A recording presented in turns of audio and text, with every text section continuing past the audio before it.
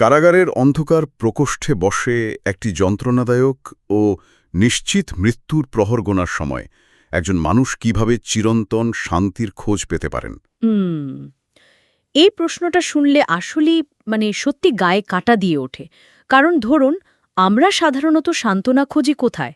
আরামের মাঝে বা পরিচিত পরিবেশের মাঝে, তাই তো? হ্যাঁ, ঠিক। কিন্তু চরম হতাশা, সব হারানোর বেদনা আর নিশ্চিত মৃত্যুর সামনে দাঁড়িয়ে কিভাবে মানসিক প্রশান্তি পাওয়া সম্ভব, সেটা তো কল্পনা করাও বেশ কঠিন। ঠিক। আর ঠিক এই কারণেই আজকের এই গভীর আলোচনাটি বা এই ডিপ ড্রাইভটি এত বেশি প্রাসঙ্গিক। আজকের বিষয়বস্তু হল বোয়েথিয়াসের বিখ্যাত গ্রন্থ দ্য কনসোলেশন অফ ফিলসফি। আজকের লক্ষ্য হল মূলত এই বইয়ের একদম মূল নির্যাসটুকু বের করে আনা একদম। এবং কিভাবে চরম হতাশা আর অর্থহীন কষ্টের মাঝেও প্রজ্ঞা বা জ্ঞান থেকে সান্ত্বনা খুঁজে পাওয়া যায় তা একটু বোঝার চেষ্টা করা। তো আলোচনার শুরুতেই বোয়েথিয়াসের জীবন সম্পর্কে একটু ধারণা দেওয়া প্রয়োজন। হ্যাঁ, সেটা দিলে প্রেক্ষাপটটা বুঝতে সুবিধা হবে। পঞ্চম শতকের শেষ এবং ষষ্ঠ শতকের শুরুতে জন্ম নেওয়া বোয়েথিয়াস কিন্তু ছিলেন রোমের এক অভিজাত আর অত্যন্ত ধনী পরিবারের সন্তান। বাপরে, একেবারে এলিট ক্লাস। একেবারে তাই। তিনি ছিলেন একাধারে সুবক্তা, কবি, সুরকার এবং দার্শনিক, মাল্টি ট্যালেন্টেড যাকে বলে। গ্রিক দর্শনকে ল্যাটিন ভাষায় অনুবাদ করে তিনি পুরো পশ্চিমা জ্ঞানভাণ্ডারকে সমৃদ্ধ করেছিলেন। হ্যাঁ, এবং রাজা থিওডোরিকের অধীনে তিনি কিন্তু রাষ্ট্রের সর্বোচ্চ পদে আসীন ছিলেন। ঠিক, কিন্তু এরপরই তার জীবনে এক ভয়ঙ্কর রীতিমতো দুঃস্বপ্নের মতো একটা বিপর্যয় নেমে আসে। রোমান সিনেটকে রক্ষা করতে গিয়ে তিনি মিথ্যা রাষ্ট্রদ্রোহিতার অভিযোগে অভিযুক্ত হন। হ্যাঁ, আর তাকে পাভিয়া শহরে বন্দী করা হয়। হ্যাঁ, নিজের সব ক্ষমতা, সম্পদ, সম্মান সবকিছু হারিয়ে মৃত্যুর অপেক্ষায় প্রহর গোনার সময় তিনি এই অবিস্মরণীয় বইটি রচনা করেন। একটু চিন্তা করলে বোঝা যায় যে তার পতনটা কত ভয়ানক ছিল। যে মানুষটির এক আঙ্গুলের ইশারায় একদিন রাষ্ট্রের বড় বড় সব সিদ্ধান্ত নেওয়া হতো, যার কাছে ধন সম্পদ বা প্রভাবের কোনোই অভাব ছিল না, সেই মানুষটি হঠাৎ করে সব হারিয়ে একটি অন্ধকার কুঠুরিতে নিক্ষিপ্ত হলেন। ঠিক আছে, চলুন বিষয়টি একটু ভেঙে দেখা যাক। এমন চরম অবস্থায় যখন সামনে কেবলই নিষ্ঠুর মৃত্যু, তখন একজন মানুষ কিভাবে মাথা শান্ত রাখতে পারেন? তো বইয়ের শুরুতে কিন্তু বোয়েথিয়াস একদমই শান্ত ছিলেন না। ছিলেন না? না না, বরং সাধারণ মানুষের মতোই তিনি সম্পূর্ণ ভেঙে পড়েছিলেন। আর ঠিক এখান থেকেই বইয়ের মূল নাটকীয়তা শুরু হয়। বলা যায়, অশ্রুসিক্ত চোখে যখন কেউ নিজের দুর্ভাগ্যের কথা কবিতায় ফুটিয়ে তোলে, তখন হয়তো সে অজান্তেই নিজের ক্ষতস্থানকে আরও বিষাক্ত করে তোলে। দাঁড়ান, এই বিষয়টা একটু খতিয়ে দেখা দরকার। বইয়ের শুরুতেই আমরা দেখি বোয়েথিয়াস কারাগারে বসে অঝরে কাঁদছেন এবং তার দুঃখের কথা কবিতায় লিখছেন। হ্যাঁ। এমন সময় অতিমানবিক রূপ আর মর্যাদা সম্পন্ন এক নারী, যাকে তিনি লেডি ফিলসফি বা দর্শন দেবী হিসেবে উল্লেখ করেছেন, তার সামনে আবির্ভূত হন। হ্যাঁ, আর তার পোশাকের বর্ণনাটাও কিন্তু বেশ রূপকধর্মী। ঠিক। নিচের অংশে গ্রিক অক্ষর পাই, যা ব্যবহারিক দর্শন বোঝায়, এবং ওপরের অংশে থেথা, যা তাত্ত্বিক দর্শন বোঝায়, তা বোনা ছিল, আর মাঝখানে ছিল একটি সিঁড়ি। ঠিক তাই। কিন্তু সবচেয়ে অদ্ভুত বিষয় হল, তিনি এসে কবিতার মিউজদের, অর্থাৎ যে কল্পিত দেবীরা বোয়েথিয়াসকে দুঃখের কবিতা লিখতে অনুপ্রাণিত করছিল, তাদের তাড়িয়ে দেন। একদম দূর দূর করে তাড়িয়ে দেন। হ্যাঁ, কিন্তু আমার প্রশ্ন হল, কেন? আজকাল তো আমরা মেন্টাল হেলথ নিয়ে এত কথা বলি। ব্রেকআপের পর বা মন খারাপ থাকলে আমরা যেমন স্যাড সং বা দুঃখের গান শুনি, ইমোশন প্রকাশ করি। বোয়েথিয়াসও তো ঠিক তাই করছিলেন। দুঃখের সময় কি একটু কাঁদা উচিত নয়? লেডি ফিলসফি কেন তাদের তাড়িয়ে দিলেন? এখানকার সবচেয়ে চমকপ্রদ দিকটি হল লেডি ফিলসফির রোগ নির্ণয়ের পদ্ধতি। লেডি ফিলসফির মতে এই আবেগপ্রবণ কবিতাগুলো বা দুঃখের গানগুলো কিন্তু কোনো ওষুধ নয়। ওষুধ নয়? না, বরং এগুলো হলো এক ধরনের মিষ্টি বিষ। মিষ্টি বিষ? এই সাময়িক সান্ত্বনাগুলো আসলে তার ক্ষতি করছিল? ঠিক তাই। যখন কেউ চরম বিপদে পড়ে শুধু নিজের দুর্ভাগ্যের কথা ভেবে কাঁদতে থাকে, তখন সেই আবেগ তার যুক্তিবোধ বা বিচারবোধকে পুরোপুরি অন্ধ করে দেয়। লেডি ফিলসফি বোয়েথিয়াসকে লেথার্জি বা মানসিক অবসাদগ্রস্ত বলে চিহ্নিত করেন। আচ্ছা। তিনি স্পষ্ট ভাষায় বলেন যে বোয়েথিয়াসের মূল সমস্যা এটা নয় যে তিনি বন্দী হয়েছেন বা তার সব ক্ষমতা কেড়ে নেওয়া হয়েছে। তার মূল সমস্যা হল তিনি ভুলে গেছেন তার নিজের আসল পরিচয় কি এবং এই বিশ্বব্রহ্মাণ্ড আসলে কিভাবে পরিচালিত হয়। ও আচ্ছা, মানে আবেগে গা ভাসিয়ে দিয়ে নিজেকে ভিকটিম বা পরিস্থিতির শিকার ভাবাটা আসলে রোগের উপসর্গ, সমাধান নয়। একদম তাই। লেডি ফিলসফি বোঝাতে চাইছেন যে মানব মনের সবচেয়ে বড় শক্তিই হল তার যুক্তি বা প্রজ্ঞা। যখন মানুষ কেবল আবেগের উপর নির্ভর করে তখন সে বাস্তবতার ওপর থেকে নিয়ন্ত্রণ হারিয়ে ফেলে। বুঝতে পারছি। আর এখান থেকেই কিন্তু যারা শুনছেন তাদের দৈনন্দিন জীবনের জন্য একটি খুব সুন্দর কার্যকরী পদক্ষেপ নেওয়া যেতে পারে। সেটা কিরকম? যখন জীবনে কোনো বড় সংকট আসে তখন আবেগে গা ভাসিয়ে দিয়ে নিজেকে ভিকটিম ভাবার বদলে যুক্তির আশ্রয় নেওয়া, সমস্যার গভীরে গিয়ে নিজের মূল পরিচয়কে স্মরণ করা। বাইরের পৃথিবী হয়তো অনেক কিছু কেড়ে নিতে পারে, কিন্তু মানুষের ভেতরের যুক্তি করার ক্ষমতা কেউ কেড়ে নিতে পারে না। এটা আসলে মুখে বলা সহজ, কিন্তু মেনে নেওয়া বেশ কঠিন। কারণ আমরা তো বস্তুগত জিনিসপত্রের সাথে খুব গভীরভাবে যুক্ত থাকি। হ্যাঁ, তা তো বটেই। আর এ হারানোর কষ্ট থেকেই বইয়ের পরবর্তী অধ্যায়ের আলোচনাটি আসে। লেডি ফিলসফি যখন বোয়েথিয়াসের জীবনের হারানো ঐশ্বর্য নিয়ে কথা বলতে শুরু করেন, তখন একটি চমৎকার বাক্যের অবতারণা হয়। ভাগ্যের একমাত্র স্থায়ী স্বভাবই হল তার চিরন্তন পরিবর্তনশীলতা। আহা, হ্যাঁ। লেডি ফিলসফি এখানে ভাগ্যের দেবী বা ফরচুনের দৃষ্টিভঙ্গি থেকে কথা বলেন। তিনি বলেন যে ভাগ্যের নিজস্ব একটি খেলা আছে, সে একটি চাকা ঘোরায়। ওই যে হুইল অফ ফরচুন। একদম। আজ যে মানুষটি চাকার একেবারে উপরে বসে রাজার হালে আছে, কাল হয়তো চাকা ঘোরার সাথে সাথে সেই নিচে পিষ্ট হবে। এটাই ভাগ্যের নিয়ম। মানে ভাগ্য কাউকেই কিছু চিরস্থায়ীভাবে দেয় না। ঠিক। ভাগ্য কখনো কারো কাছে চিরস্থায়ী হওয়ার প্রতিশ্রুতি দেয় না। তত্ত্বে কথাটা শুনতে খুব ভালো লাগে, কিন্তু বাস্তবে চিন্তা করলে বিষয়টা একটু খটকা লাগে নাকি? কেন? মানে কি মনে হচ্ছে? মানে লেডি ফিলসফি বলছেন যে সম্পদ, ক্ষমতা, খ্যাতি বা জাগতিক আনন্দ এগুলো প্রকৃত সুখ দিতে পারে না। এগুলো নাকি মিথ্যা প্রতিমা বা ফলস আইডলস। হ্যাঁ। তিনি বলছেন এগুলো আমাদের নিজেদের নয়। কিন্তু ধরুন, যার কালকের খাবার কেনার টাকা নেই, তাকে যদি বলা হয় সম্পদ আসলে মিথ্যা প্রতিমা, সে তো এই কথা মানবে না, তাই না? বোয়েথিয়াস নিজে তো চরম ধনী ছিলেন। তার জন্য কি জেলের ভেতর বসে এটা বলা একটু সহজ ছিল না? এই সংশয়টা আসা খুবই স্বাভাবিক, কিন্তু লেডি ফিলসফির যুক্তিটা এখানে আরও অনেক গভীর। তিনি কিন্তু বলছেন না যে মানুষের বেঁচে থাকার জন্য ন্যূনতম সম্পদের প্রয়োজন নেই। আচ্ছা, তাহলে কি বলছেন? তিনি বলছেন যখন মানুষ এই বাহ্যিক বিষয়গুলোকে চূড়ান্ত সুখের উৎস হিসেবে ধরে নেয়, ঠিক তখনই সে ফাঁদে পড়ে। একটু উদাহরণ দিয়ে যদি বোঝান। ধরুন, সম্পদের কথাই ধরা যাক। যার প্রচুর সম্পদ আছে তার সবসময় সেই সম্পদ চুরি হওয়ার বা হারানোর একটা ভয় থাকে, তাই না? সম্পদ তাকে প্রকৃত শান্তি দেওয়ার বদলে বরং দুশ্চিন্তা দেয়। ও হ্যাঁ। আর ক্ষমতার বিষয়টা? ক্ষমতা থাকলে তো অন্তত নিজেকে সুরক্ষিত রাখা যায়, তাই না? লেডি ফিলসফি ঠিক এখানেই একটা বড় আঘাত করেছেন। তিনি বলছেন ক্ষমতা মানুষকে স্বাধীন করে না, বরং আরও বেশি নিরাপত্তাহীন করে তোলে। নিরাপত্তাহীন কিভাবে? ধরুন, যে স্বৈরশাসক তলোয়ারের জোরে ক্ষমতা ধরে রাখে, সে নিজেই সবসময় তলোয়ারের নিচে বসে থাকার ভয়ে কাঁপে। তাকে সবসময় নিজের দেহরক্ষী বা কাছের মানুষদের সন্দেহ করতে হয়। কখন কে পিঠে ছুরি মারে সেই আতঙ্কে থাকতে হয়। বাপরে, তা তো বটেই। আর খ্যাতি বা যশের কথা যদি বলি, খ্যাতি হল খুবই সাময়িক এবং ভৌগোলিকভাবে সীমাবদ্ধ।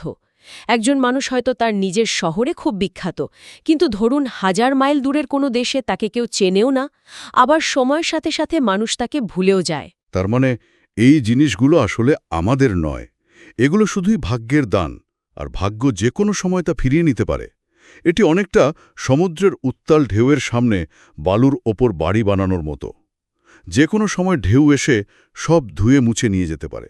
একদম নিখুঁত একটি উপমা দিয়েছেন। শক্ত পাথরের উপর ভিত্তি করা প্রয়োজন। হ্যাঁ, জীবন গড়তে হলে বালুর ওপর নয়, পাথরের ওপর ভিত্তি করতে হবে। আর এখান থেকে আরও একটি কার্যকরী পদক্ষেপ আমরা শিখতে পারি। জীবনে যে জিনিসটির ওপর আমরা সবচেয়ে বেশি নির্ভরশীল, সেটি হতে পারে চাকরি, সামাজিক স্ট্যাটাস বা ব্যাংক ব্যালেন্স। সেটিকে ভাগ্যের চাকার একটি অস্থায়ী অংশ হিসেবে কল্পনা করতে হবে। মানে আজ আছে কাল নেই। ঠিক তাই। মানসিক শান্তি এমন কিছুর ওপর স্থাপন করতে হবে যা বাইরের কেউ কখনোই কেড়ে নিতে পারবে না। কিন্তু এই আলোচনাটা তো এখানে এসেই একটা বড় ধাক্কা খায়। কেন? যদি ধরেও নিই যে বাহ্যিক জিনিসপত্রগুলো গুরুত্বপূর্ণ নয়, তবুও একটা বড় আক্ষেপ কিন্তু থেকেই যায়। সবচেয়ে বড় অভিশাপটি হয়তো লুকিয়ে থাকে সেই সৌভাগ্যের মাঝেই, যা মানুষকে তার আসল বন্ধুদের চিনতে দেয় না। বোয়েথিয়াসের সবচেয়ে বড় আক্ষেপের জায়গা ছিল এটি। হ্যাঁ, মানে বোয়েথিয়াস প্রশ্ন তুলেছিলেন সেই চিরন্তন আক্ষেপ, ভালো মানুষের কেন কষ্ট হয় এবং খারাপ মানুষ কেন পুরস্কৃত হয়? পৃথিবীতে কেন এত অর্থহীন কষ্ট বা পয়েন্টলেস সাফারিং রয়েছে? হ্যাঁ, তিনি তো সারা জীবন সততার সাথে রাষ্ট্রের সেবা করেছেন। তাহলে তার কপালে এমন অন্ধকার কারাগার আর মৃত্যু কেন জুটবে, যেখানে ওই দুর্নীতিবাজরা প্রাসাদে বসে আরাম করছে? যদি আমরা এটিকে একটু বৃহত্তর প্রেক্ষাপটের সাথে যুক্ত করি, মানে লেডি ফিলোসফির উত্তরটি দর্শনের ইতিহাসে অন্যতর সেরা একটি যুক্তি বলে মনে হবে। লেডি ফিলোসফি বলছেন, খারাপ ভাগ্য আসলে ভালো ভাগ্যের চেয়ে অনেক বেশি উপকারী। দাঁড়ান, এটা তো মানা মুশকিল। খারাপ ভাগ্য কিভাবে উপকারী হতে পারে? কষ্টে থাকা মানুষ কিভাবে উপকৃত হয়? কারণ সুসময়ে বা ভালো ভাগ্য মানুষকে ধোঁকা দেয়। ধোঁকা দেয়? হ্যাঁ, ধরুন যখন চারপাশটা সুন্দর থাকে, প্রচুর টাকা থাকে, তখন তো সবাই বন্ধু হতে চায়। মানুষ বুঝতে পারে না কে আসল শুভাকাঙ্ক্ষী আর কে শুধু অর্থের লোভে পাশে আছে। কিন্তু দুঃসময় মানুষের চোখ খুলে দেয়। ও আচ্ছা। দুঃসময় শেখায় কে আসল বন্ধু আর কে নকল। খারাপ ভাগ্য জীবনের মোহগুলোকে ভেঙে দেয় এবং একদম নগ্ন সত্যকে সামনে নিয়ে আসে। আচ্ছা, সেটা বুঝলাম যে খারাপ সময় সত্যকে চেনায়। কিন্তু ওই যে খারাপ মানুষরা ক্ষমতা নিয়ে বসে আছে এবং ভালো মানুষদের কষ্ট দিচ্ছে, তার কি হবে? বোয়েথিয়াসের ঘাতকেরা তো দিব্যি ভালো আছে। লেডি ফিলোসফি এখানে এমন একটি যুক্তি দাঁড় করিয়েছেন যা মানুষের সাধারণ চিন্তাধারাকে পুরোপুরি উল্টে দেয়। তিনি বলেন যে খারাপ মানুষেরা আসলে চরম ক্ষমতাহীন। ক্ষমতাহীন? মানে এটা তো বাস্তবতার সাথে মিলছে না। তাদের হাতে তো অনেক ক্ষমতা, তারা চাইলেই তো বোয়েথিয়াসকে মেরে ফেলতে পারছে, আর আপনি বলছেন তারা ক্ষমতাহীন? বাহ্যিক দৃষ্টিকোণ থেকে তা মনে হলেও দর্শনের গভীরে গেলে মেকানিজমটা পরিষ্কার হয়। একটু তলিয়ে ভাবুন, সব মানুষের জীবনের চূড়ান্ত লক্ষ্য কি? সবাই তো ভালো বা প্রকৃত সুখ অর্জন করতে চায়, তাই তো? হ্যাঁ, সবাই তো সুখী খোঁজে। লেডি ফিলোসফি বলেন, ভালো মানুষেরা সততা, মানবতা ও যুক্তির মাধ্যমে সেই সুখ অর্জন করার চেষ্টা করে। কিন্তু খারাপ মানুষেরা ভাবে যে লোভ, লালসা, দুর্নীতি ও ক্ষমতার অপব্যবহার করে তারা সেই সুখ পাবে। শর্টকাট খোঁজে আর কি। কিন্তু বাস্তবে কি একজন দুর্নীতিবাজ বা অত্যাচারী শাসক কখনো মানসিক শান্তি পায়? না, তারা সবসময় আতঙ্কে থাকে। একটু আগেই যেমন বললেন, তলোয়ারের নিচে বসে থাকার মতো। ঠিক, যেহেতু খারাপ মানুষরা ভুল পথে সুখ খোঁজে, তাই তারা কখনোই তাদের চূড়ান্ত লক্ষ্যে পৌঁছাতে পারে না। আর যারা নিজেদের কাঙ্ক্ষিত লক্ষ্যে পৌঁছাতেই পারে না, তারা কিভাবে ক্ষমতাশালী হয়? পয়েন্ট। যারা শুধু মন্দ কাজ করতে পারে, তারা আসলে দুর্বল। তাদের এই মন্দ কাজ তাদের মানব সত্তাকে ধীরে ধীরে কেড়ে নেয়। লেডি ফিলসফি এখানে রূপক অর্থে বলেছেন যে লোভী মানুষ নেকড়েতে পরিণত হয় আর ধূর্ত মানুষ শিয়ালে পরিণত হয়। তারা মানুষের আকৃতি ধরে রাখলেও ভেতরে ভেতরে তাদের মানবসত্তা নষ্ট হয়ে তারা পশুতে রূপান্তরিত হয়। বাপরে, এটা আসলেই চিন্তার মোড় ঘুরিয়ে দেওয়ার মতো একটি বিষয়। আমরা তো সবসময় ক্ষমতাকে শুধু পেশি শক্তি বা রাজনৈতিক প্রভাব দিয়ে মাপি, কিন্তু নিজের মানব সত্তাকে ধরে রাখতে না পারাটাই যে সবচেয়ে বড় দুর্বলতা, সেটা লেডি ফিলোসফি একদম চোখে আঙুল দিয়ে দেখিয়ে দিলেন। হ্যাঁ, ঠিক তাই। তাহলে এখান থেকে আমরা একটি চমৎকার কার্যকরী পদক্ষেপ নিতে পারি। জীবনের কোনো অন্যায্য বা কঠিন পরিস্থিতিকে শুধু শাস্তি হিসেবে না দেখে সেটিকে একটি কঠোর শিক্ষক হিসেবে দেখা উচিত। দারুণ বলেছেন। এমন এক শিক্ষক যা জীবন থেকে মোহ বা ভুল ধারণা দূর করতে সাহায্য করছে। একদম ঠিক। আর যখন আমরা বুঝতে পারি যে জাগতিক ক্ষমতা আসলে একটি বিভ্রম মাত্র, তখন মহাবিশ্বের পরিচালনার নিয়ম নিয়ে আমাদের মনে আরও একটি বড় আর বেশ জটিল প্রশ্নের উদয় হয়। হ্যাঁ, মহাবিশ্বের যে চূড়ান্ত নিয়ম সব কিছুকে নিয়ন্ত্রণ করে তা দূর থেকে দেখলে চরম বিশৃঙ্খলা মনে হলেও গভীরে তা এক নিখুঁত ঐক্যতান। এই জায়গাটিতে বৈথিয়াস দর্শনের সবচেয়ে জটিল প্রশ্নগুলোর একটি উত্থাপন করেন। সেটা কি? ধরুন, যদি ঈশ্বর মহাবিশ্বের সব কিছু আগে থেকেই জানেন, তাহলে মানুষের স্বাধীন ইচ্ছা বা ফ্রি উইল বলে কি আদৌ কিছু আছে? হ্যাঁ, তাহলে এই সব কিছুর আসল অর্থ কি দাঁড়ায়? যদি ঈশ্বর আগে থেকেই জানেন যে বৈথিয়াসের সাথেই অন্যায় হবে অথবা ওই দুর্নীতিবাজরা এমন খারাপ কাজ করবে, তাহলে কি সব আগে থেকেই ফিক্সড বা ঠিক করা? আর যদি সব আগে থেকেই ঠিক করা থাকে, তাহলে তো মানুষের নিজের কোনো কৃতিত্ব বা দায়ভারী থাকে না। এই আপাত সাংঘর্ষিক বিষয়ের খুব সুন্দর একটা দার্শনিক সমাধান দিয়েছেন লেডি ফিলসফি। তিনি প্রভিডেন্স অর্থাৎ ঐশ্বরিক প্রজ্ঞা এবং ফেট অর্থাৎ নিয়তির মধ্যে একটি পরিষ্কার পার্থক্য বুঝিয়েছেন। এই পার্থক্যটা বুঝতে একটু সাহায্য করুন। লেডি ফিলসফি একটি ঘূর্ণায়মান চাকার উপমা ব্যবহার করেছেন। ধরুন, একটি চাকা খুব দ্রুত ঘুরছে। আচ্ছা। এই চাকার একেবারে কেন্দ্রবিন্দুটি কিন্তু স্থির থাকে, সেখানে কোনো নড়াচড়া নেই। এই স্থির কেন্দ্রবিন্দুটি হল প্রভিডেন্স বা ঐশ্বরিক প্রজ্ঞা, যা শান্ত, শাশ্বত এবং অপরিবর্তনীয়। আর কেন্দ্র থেকে যত দূরে চাকার পরিধির দিকে যাওয়া যায়, ঘূর্ণন বা গতির প্রভাব তত বেশি অনুভূত হয়। পরিধির এই ক্রমাগত পরিবর্তনশীল ঘূর্ণনটি হল নিয়তি বা ফেট। আচ্ছা, এটা অনেকটা নাগরদোলার মতো মনে হচ্ছে। ঠিক বলেছেন, একদম নাগরদোলা। যারা নাগরদোলার একেবারে বাইরের দিকে বসে থাকে, তাদের মাথা সবচেয়ে বেশি ঘোরে, তারা সবচেয়ে বেশি অস্থিরতার মধ্যে দিয়ে যায়। আর যে কেন্দ্রে দাঁড়িয়ে চাকাটা পরিচালনা করছে, সে থাকে সম্পূর্ণ স্থির। চমৎকার ধরেছেন বিষয়টা। যারা কেবল জাগতিক বিষয়ের পেছনে, ধরুন টাকা, ক্ষমতা, খ্যাতির পেছনে দৌড়ায়, তারা চাকার একেবারে বাইরের পরিধিতে অবস্থান করে। ফলে জীবনের ছোটখাটো উত্থান পতনই তারা ছিটকে পড়ার ঝুঁকিতে থাকে। ব্যালেন্স হারিয়ে ফেলে। হ্যাঁ, তাদের জীবন নিয়তির দ্বারা খুব বেশি প্রভাবিত হয়। কিন্তু যে মানুষ নিজের ভেতরে প্রজ্ঞা ও জ্ঞান অর্জন করেন, তিনি ধীরে ধীরে চাকার কেন্দ্রের দিকে এগিয়ে আসেন। সেখানে ঘূর্ণন কম, সেখানে স্থিরতা বেশি। ঐশ্বরিক প্রজ্ঞা সবকিছুকে একটি স্থির বিন্দু থেকে অবলোকন করে। আচ্ছা। ঈশ্বর সবকিছু চাপিয়ে দেন না, তিনি শুধু দেখেন মানুষের স্বাধীন ইচ্ছা ঠিকই বহাল থাকে। এই বিষয়টা বোঝাতে সোর্সে থাকা একটি দারুণ উদাহরণের কথা আমার মনে পড়ছে। হ্যাঁ, বলুন।